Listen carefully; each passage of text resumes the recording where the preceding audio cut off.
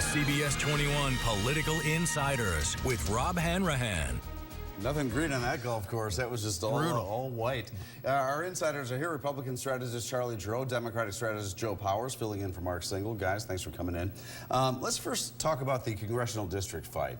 The map drawn by the state Supreme Court, contested by the Republicans, Charlie. Yesterday, the Supreme Court said it's not going to hear it. The three-judge panel in Pennsylvania said no. Basically, do you think the map is going to stand? And you have some late-breaking developments on it. Yeah, the map is likely to stand. I think the road of appeals has pretty well been exhausted. Speaker Turzai said it's time to move on, so it appears that this map will stand for 4 years, and then the legislature will reapportion the districts once again after the decennial census.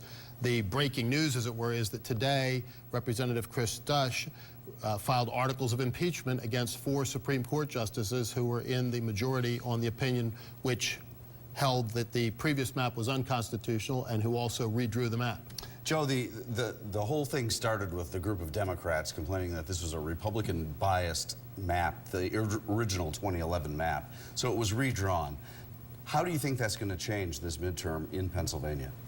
Well, first of all, it was also a League of Women Voters, so it wasn't just Democrats. And how will it change the midterm? Well, we're going to have quite a few races here in Pennsylvania. We really haven't had any in the last decade. The average margin of victory for candidates was something like 20 points.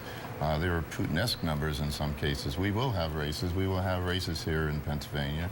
The new 10th district will be very interesting. Before we jump too far ahead to the general, there will be a 5-candidate primary fight in the 10th district. So I think we should see a lot of races. We should keep in mind that there are still 10 districts in Pennsylvania that Donald Trump won, and only 8 districts that were won by Hillary Clinton. So. Final word?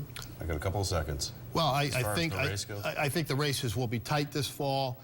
Interestingly, a lot of candidates now find themselves in districts other than the ones they were running before. The Supreme Court of Pennsylvania created a mess. It was a totally Democratic plea in the first instance. The League of Women Voters simply threw in with 18 individual Democratic plaintiffs.